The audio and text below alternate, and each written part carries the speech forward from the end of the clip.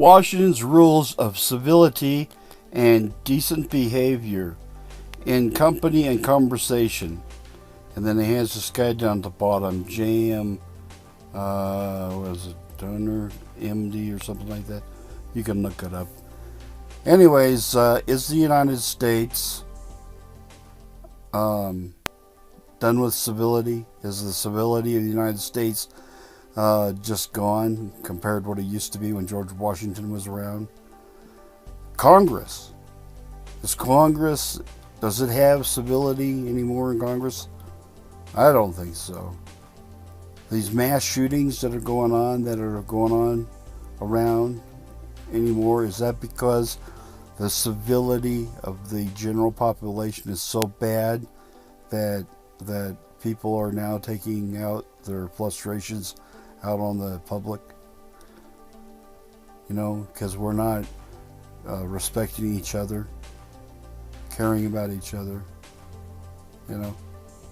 Anyway, I wanted to read this book to you about George Washington when he was younger and the civility, this book that he wrote or had, and see what you think. In the book here, I read the preface. It says here, the unceasing desire of the public to learn more and more of the life and the character of General Washington induces me to publish the entire and for the first time with literal exactness his rules of civility and decent behavior in the company and conversation. They were written by him at the age of 13, and with the exception of some school exercises and the earliest of his productions in order of time which have been preserved. It is proper, too, that the publication should proceed of the diaries and journals taken by me from the original manuscript and arranged in chronological order with notes which are now nearly ready for the press. The first of the series of Washington himself entries, a journal of my journey over the mountain, began 11th March 1747-8 will be seen from this date that he was then but 16 years old, 1 month old. JMT. Introduction.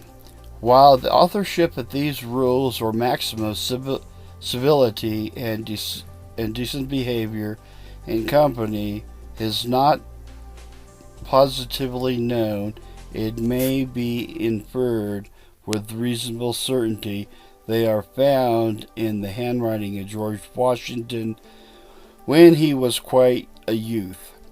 His age inferred from the date 1745 on one of the pages of the copy of the book in which these maxims.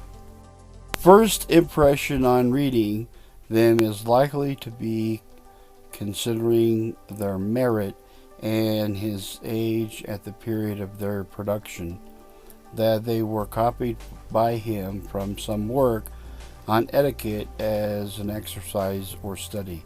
While this may be the fact, my investigation of the matter does not ascertain such a view. Anxious to settle definitely the question of authorship, I made a very thorough search through all the treatises on the topics printed before 1745, containing the Library of Congress, but without discovering anything either identical with or at all similar with them. In former arrangement, the method adopted by the early writers on the subject was to treat them by chapters or on etiquette at court, in the parlor, at the hall, at a dinner, etc., but nowhere do I find the whole subject matter of civility and behavior in the company reduced to a single series of comprehensive maxims as they are in this paper. These rules of good behavior in Washington's own handwriting were examined, and 57 of them published by Sparks in his Life and Writings of Washington, Volume 2, page 412, but with numerous verbal abbreviations, and considerable omissions.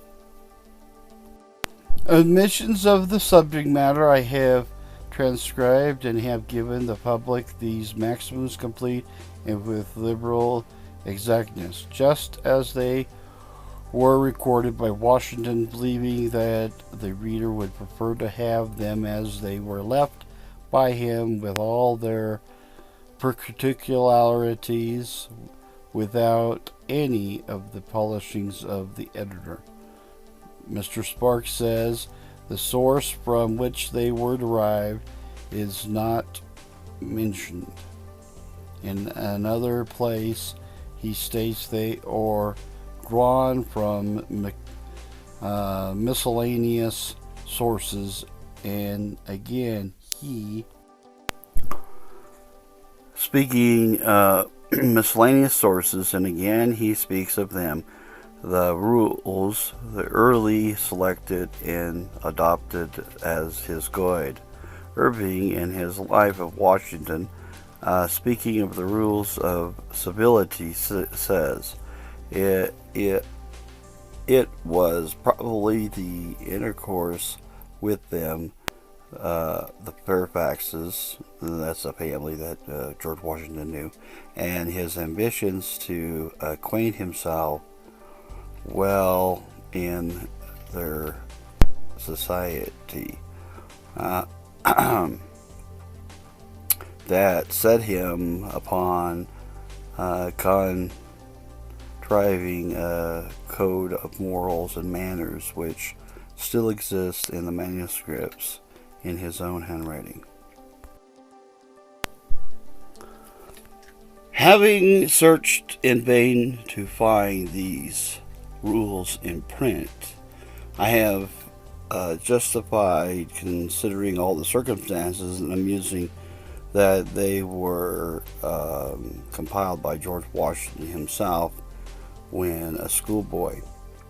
But after making this claim, it is proper to state that nearly all the principles incorporated and injunctions given in these 110 maxims had been enunciated over and over again in the various works on good behavior and manners prior to the collection or compilation, and for centuries observed in polite society. It would be noticed that while the spirit of the maxims is drawn chiefly from social life of Europe, yet as formulated here they are broad as civilization itself, though a few of them are especially applicable in society as it is then existed in America, and also that but few refer to women. The latter fact may possibly be accounted for by the youth of the author. The cardinal principles essential to the formation of good manners have here assembled is so orderly a manner as to constitute a complete code of regulations for the development of habits, morals, and manners in young persons, and they are thoroughly mastered by Washington and doubtless had great influence in American pride, but be of benefit to the growing, not greeting, can't read this very well, sorry, benefit to the growing youth of our country, JMT. The formation of his own noble character, the particular rules of civility and good behavior, although quaint, must always possess particular historical interests because of their origin as well as for their linguistic merits. It is therefore hoped that the publication of the true and complete copy of them from the original manuscript be proved not to only gratify to American pride. Now for the fun part, yay! You can go see this entire rule book if you'd like at Query News, with an E, querynews.com. You go there and see the book, look down for the link, which should be something like rules of civility and decent behavior, and then click on that and you should see the book for yourself. So this is the fun part that I was going to do. So now we'll discuss some of what things you should not do or do. So number one, every action done in company ought to be with some sign of respect to those that are present. Well, that's kind of neat. You know, I see that all the time. People are quite rude sometimes when they are with other people. I see that a lot. When in company, put your hands to any part of the body not usually discovered. So don't scratch your, private parts and things like that, or don't place it on certain places. That goes for ladies as well. And then number 3, show nothing to your friend that may fright him. So, with your body parts, probably right in line there. And then in the presence of others, sing not to yourself with a humming noise, nor drum with your fingers or feet. So don't be tapping the floor or drum with your fingers on the thing, or pick your nose, things like that. Those are things you should not do. If you caught a sigh or yawn, sneeze, a sneeze, sigh, or yawn, do it not loud, but privately, and speak not. Hold on, I have to finish. Hold on one sec. Speak not in your yawning. So you can't be like, how you doing? So if you do that, that's rude. So but put your handkerchief or hand before your face and turn aside. So turn aside and go, yawn off to the side. Ooh, excuse me, I'm starting to yawn, man. But now thinking about it. So sleep not with others. Or sleep not when. Oh, what's asleep here? Okay, I was thinking like don't talk, but sleep not when others speak. Sit and when others stand. Sit not when others stand. Speak not when you shouldn't. hold your peace, walk not when others stop. So I think that first one, instead of sleep, maybe you shouldn't sleep while they're talking to you. You know, that's a bad one. So I guess you don't sleep when people are speaking to you, and then sit not when others stand. So when people stand, you stand up with them. Speak not when you should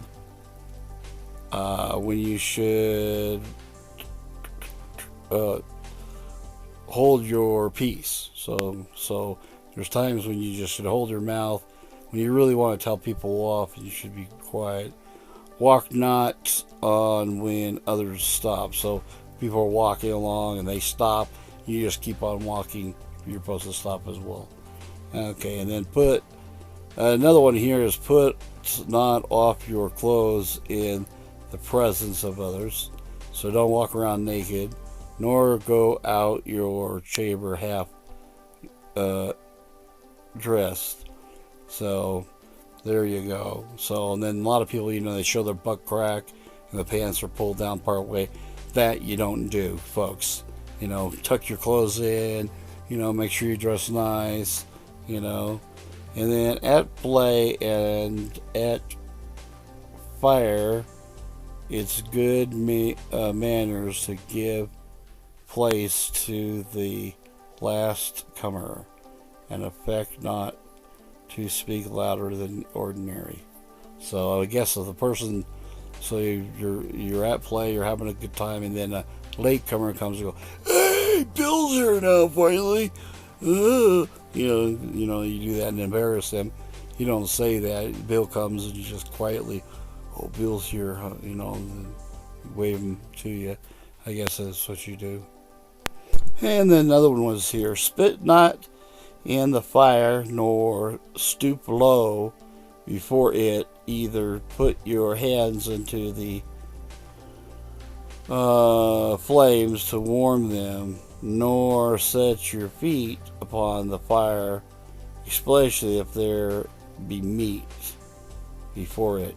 A lot of people used to cook their meat in the fires back then.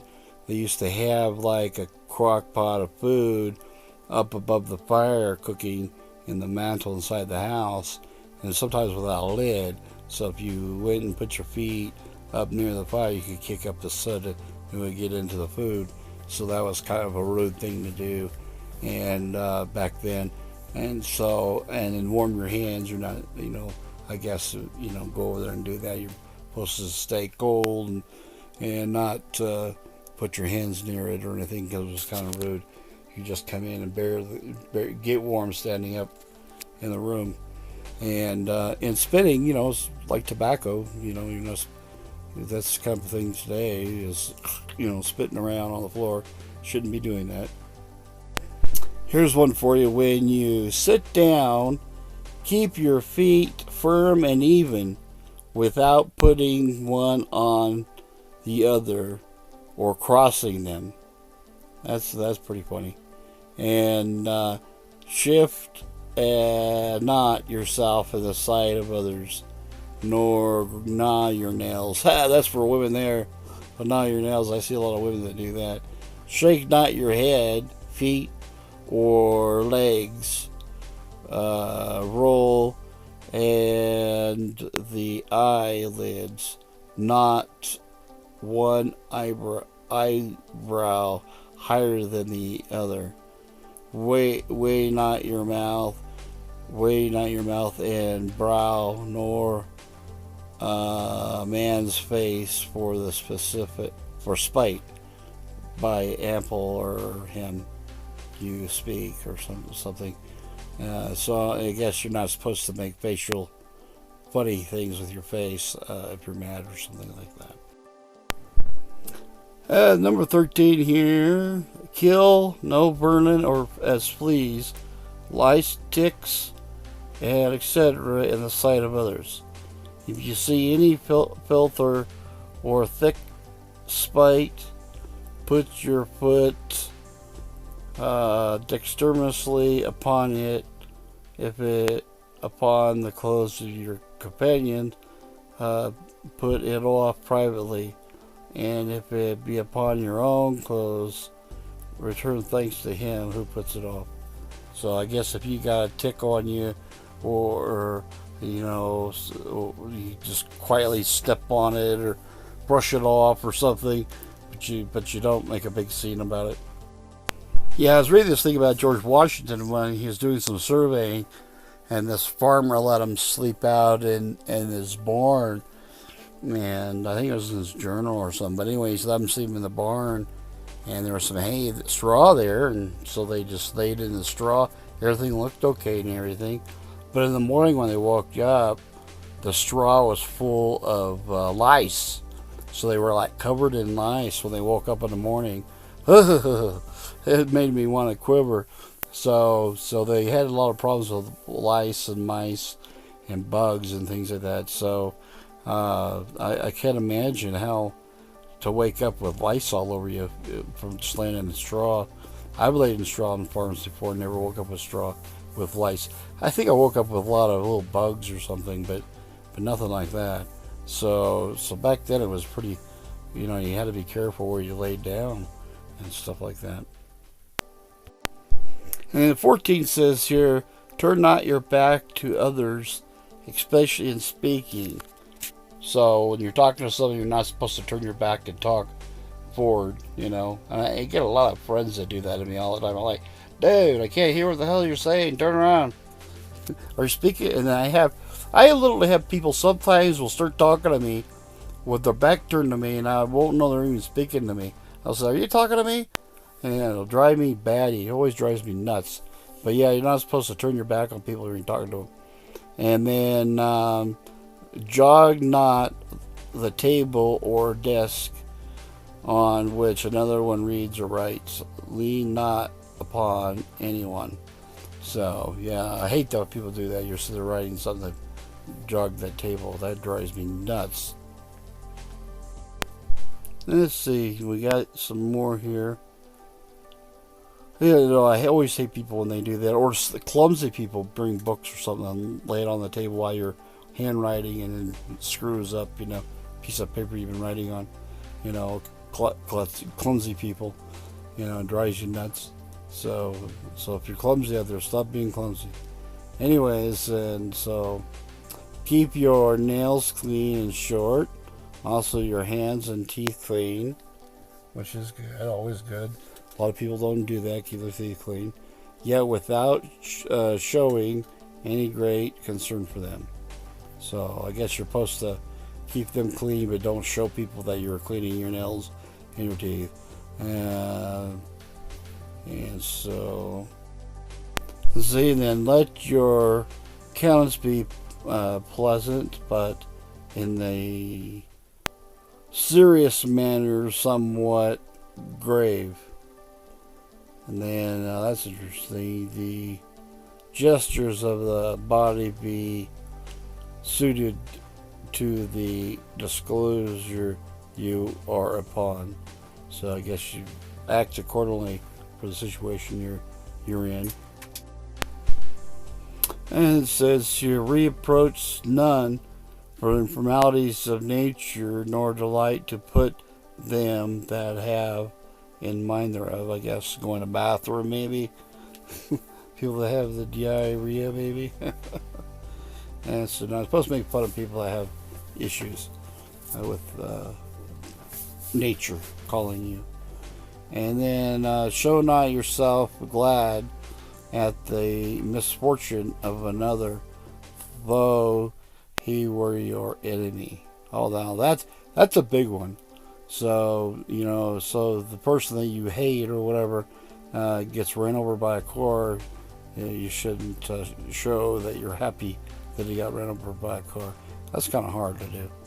When you are crime, when you see a crime punished, you may be inwardly pleased, but always show pity. Always show pity to the suffering offender. So inwardly you're happy that the crime got punished, but outwardly you show pity. Oh, that poor guy that he went to jail. So, but inwardly you're like, yeah, got the guy. Oh, that's awesome. That's pretty funny, huh? I wonder, that's interesting. So inwardly you're happy, but outwardly you have pity on him. And there's too much pot lick, so anytime, but always show pity on the suffering offender. So, and it says too much pot lick, so after that, that's kind of funny. And then, anyways, next one, 25, is superfluous and compliments and all affection of ceremony are to be avoided. Yet, where due, they are not to be neglected. Oh, and so I guess if happy birthday, you should do that, but you're supposed to avoid any major ceremonies unless they're due, like having birthday parties, things like that. And then okay, then we'll go to the next one. It's 26 was in pushing off your hat to persons, and then we'll consider of distinction as an old man, justice, churchman, and make a reverence, bowing more or less according to the custom of better breed and quality of persons amongst your equals, except not always that they should begin with you first, but to pull off the hat when there is no need in affection, and the manner of saluting and re-saluting in words keep to the usual custom. So you should take your hat off, because that's a big thing. Like going into church, you're supposed to take your hat off. You're also supposed to take your hat off at certain ceremonies, like when you're doing the anthem for our national anthem and things like that. So there's appropriate times to take your hat off, or tipping your hat as a gentleman. Back then used to be a big thing. And so taking your hat off, even to this day, we're supposed to be taking our hat off and stuff. Not bending the knee, right? and you should always raise your hand over your heart when you're doing the national anthem, because that's what we're supposed to be doing. And not bending the knee is a disgrace, because it's not the way we're supposed to be honoring our national anthem, right? Anyway. Okay, here we go with 27. 'Tis ill manner to bid one more intimate than yourself be covered, as well as not to do it to whom it's due. Yeah, that's kind of that. It's like going up to a person and saying, "Man, I hope you make more money than I do." Yeah. So that's kind of rude, and so you don't do that. And then yourself be covered well, and not to do it to whom it's due. Likewise, be that make too much haste to put on his that does not well, getting dressed too fast, I guess. Yet he ought to be put it on at the first, or at most the second time of being asked. Oh, getting dressed quickly. When someone asks you to get dressed, you get dressed right away. Now, what is herein spoken of qualifications and behavior of saluting ought also to be observed in taking a place and sitting down for ceremonies without bands is troublesome. So I guess there's something to do with what. I guess if you didn't salute, like certain people, when you're supposed to salute them, sit down and ignore them or something, is not good. And here's 28. If anyone come to speak to you while you are sitting, stand up, though, to be your inferior. And when you present seats, let it be to everyone according to his degree. So you sit down. So everybody sit down. Sit down when you're talking. If everybody's going to talk, sit down and talk, or stand up. If someone comes to you, stand up and greet them and talk to them.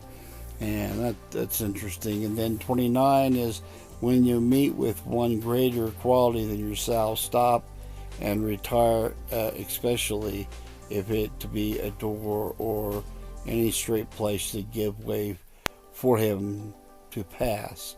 So if somebody who's greater than you move out of the way so he can go by as being respectful. So if the President of the United States comes up in a crowd and you're standing in his way, you move out of the way so he can go by. That makes sense. So whoever has more money on the state or who is higher status, they get to go get treated better. So you treat them who has better status, who has bigger estate or money or whatever. You always treat them better. It just goes down to being etiquette or just being nice to everybody and just treating everybody with respect, pretty much, is what it really boils down to. In walking, the highest place in most countries seems to be the right hand. Therefore, place yourself on the left of him whom you desire to honor. But if they're walked together, the middle place is the most honorable way, as usually gives to the most worthy if the two walk together. So the righteous guy gets the middle, and on either side is what the two lesser people get. If any one of the surpasses others, either in age, estate, or merit, would give place to the meaner than himself. So whoever has more money. 32nd, to one that is your equal or not much inferior, you are to give the chief place in your lodging, and he to whom 'tis offered ought to offer at the first to refuse it, but at the second to accept, though not without acknowledging he owns his own worthiness. So basically, if you offer a couple offers for him to accept your generosity, he's supposed to turn it down the first time, and the second time say okay. And then the next one is they are in the what is that? Dignity. In the dignity or in office, have all places presidency, but while they are young, they ought to respect those that are their equals in birth or qualities, though they have no pudlock challenge. I always say I think it's Pud-Dick challenge. But anyways, basically, when you're younger, you should always respect your leaders and respect those people, even if they get caught, and they get thrown in jail. Instead of mocking them and making fun of them, you just be quiet, let them go to jail.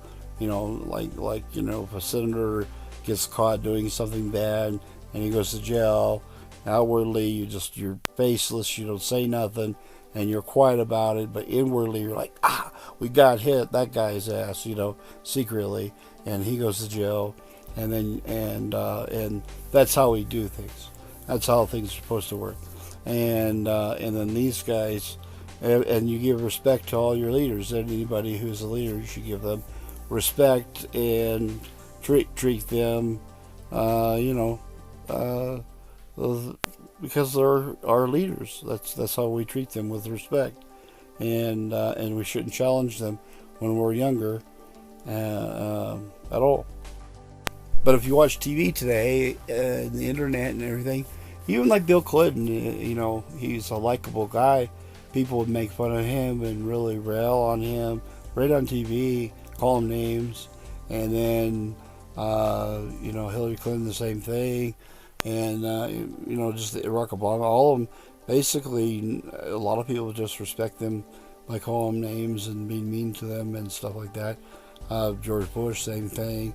And I think today in society, you see more and more and more of people hate. I mean, it's not just making fun of them; it's hate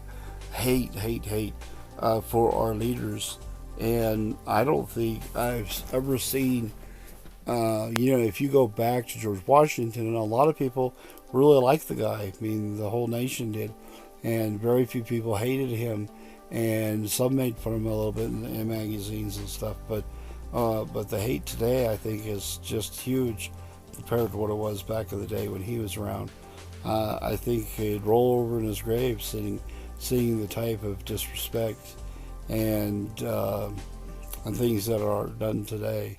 It's night and day compared to what it was back then.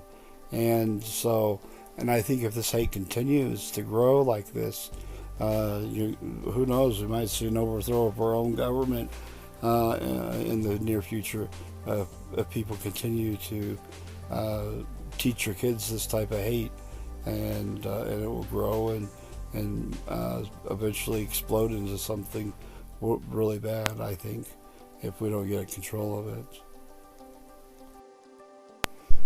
And then we got here, this here, it is a good manners to prefer them to go whom we speak before ourselves, especially if they be above, as with whom it is sort we ought to begin.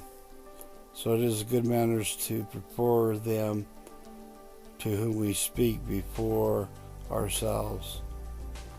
So I guess it's a good manners to have people, you go ahead, go before me, if it's people who are who are better than we are, I guess, who are our superiors.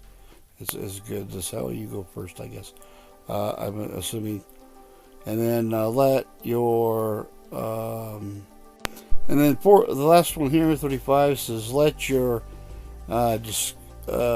discourse be with men business be short and comprehensive. So if you have business meetings with other men, make them quick and complete and fast. So that's what you should do. So you're not taking up their time. Go to querynews.com and click on the link provided there, and you can read the whole book by George Washington of all his the rest of his things you should do etiquette wise. Thanks.